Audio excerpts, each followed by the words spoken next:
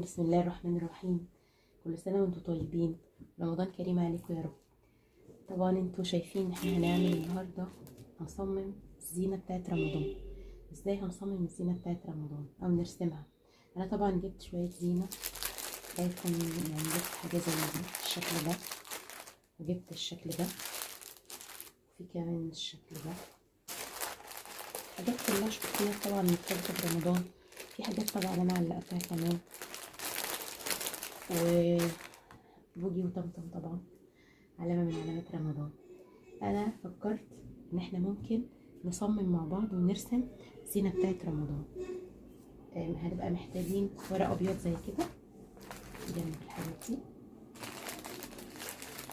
متنسوش طبعا لايك لحد من كل حاجة، ومحتاجين مسطرة، ومحتاجين قلم رصاص.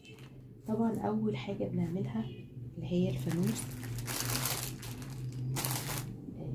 اللي هو يعني بيبقى شكل الفانوس، في شكل الهلال، في شكل المثلث ده اللي احنا ممكن، وهنبقى طبعا محتاجين مقص.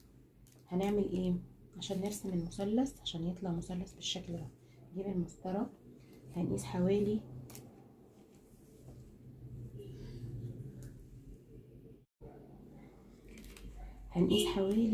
12 سنتي،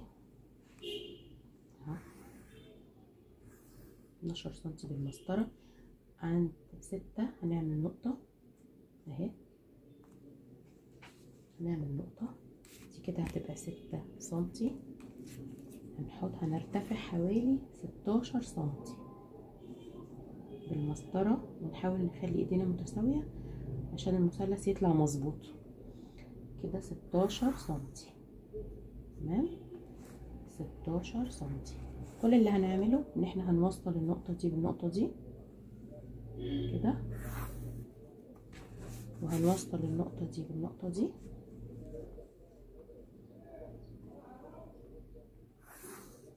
كده. اصبح عندي المثلث اللي انا هعمله بالشكل ده كده. المثلث الهلال هنرسم في نفس الورقة، مش هنهدر ورقة ولا حاجة. هنحاول برضو هنرسم حوالي 16 سنتي عشان يبقى الطول متساوي، ما يبقاش فيه زينة كبيرة وزينة صغيرة. هنرسم 16 سنتي اهو. هنيجي عند ال8 ونحط نقطة برضو اهي، تمام. من النقطة دي هرتفع حوالي 6 سنتي، خط مستقيم كده، هعمل 6 سنتي. يبقى دي 16 سنتي ودي 6 سنتي. هعمل ايه؟ هقسم ال6 سنتي دي 3 و3 كده، دي 3 سنتي. هوصل من هنا بايدي بقى، مش هستخدم مسطرة، هوصل كده كده كده. هحاول اخلي ايدي واحدة لحد ما اوصل هنا، وانا برضو هظبطها بالمقص. هوصل، هاجي برضو من نفس النقطة وهوصل كده، وهكمل ايدي لحد هنا، تمام اهو. طبعا احنا مش هنقص دي، احنا هنقص كده يبقى الهلال، تمام. ادي الهلال، يبقى عندي المثلث وعندي الهلال، تمام اهو. هنعمل بقى ايه؟ الفانوس. ازاي هنعمل الفانوس؟ هقول لكم. برضو الورق الابيض والمسطره والقلم الرصاص.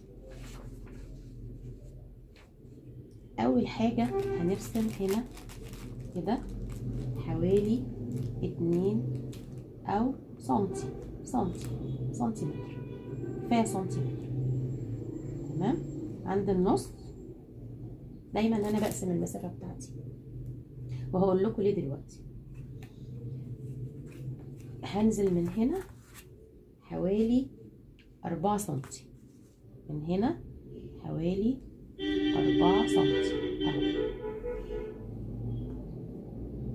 او كفايه 3 سنتي. يبقى احنا دي 1 سنتي، دي 3 سنتي عند هنا، وهعمل 4 سنتي اهي. عند الاتنين هعمل 4 سنتي، سهله خالص كده. 4 سنتي. كل اللي انا هعمله ان انا هوصل هنا بالنقطه دي وهوصل هنا بالنقطة دي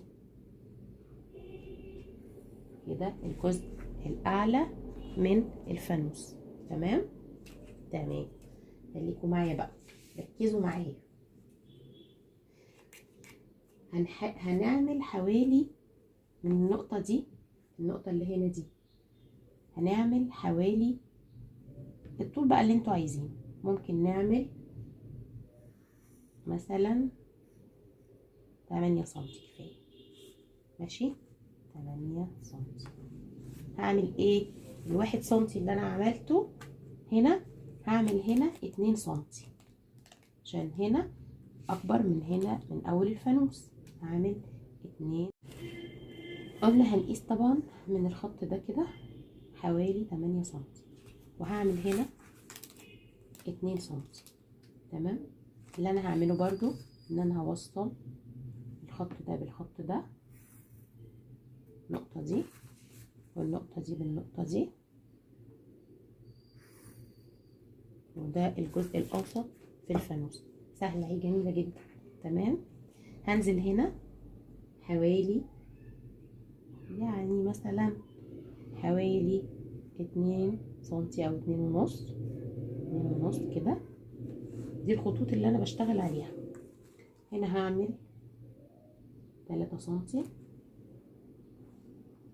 3 سنتي اهو كده 3 سنتي، دي 2.5، وهوصل برضو كده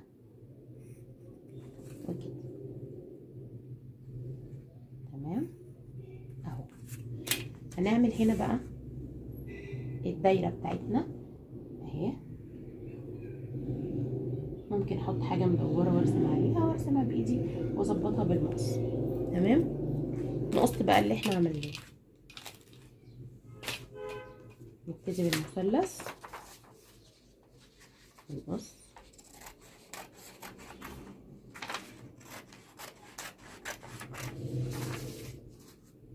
طبعا احنا ملناش دعوه بقى الخط اللي في النص، احنا عايزين نطلع شكل المثلث.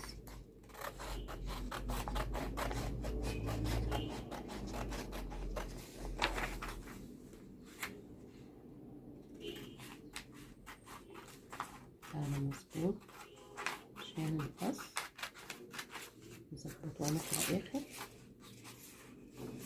تمام.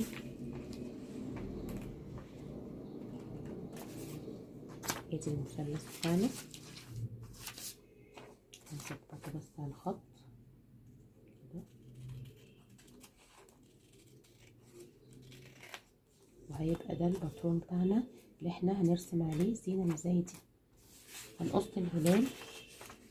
طبعا احنا ملناش دعوة بالخط ده، احنا ممكن برضو نظبطه بالمقص.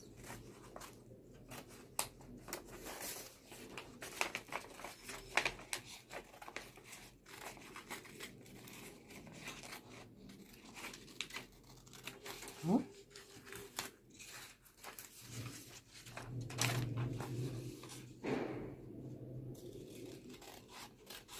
برضو شوية ممكن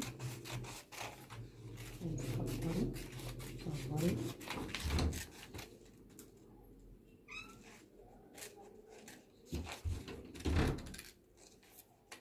تمام كده. الباترون بتاعنا بتاع الهلال انا ممكن اكبره، ممكن اصغره، ممكن اعمله برضو في طريقة تانية بالطبق، هبقى اوريها لكم ايه في مرة تانية.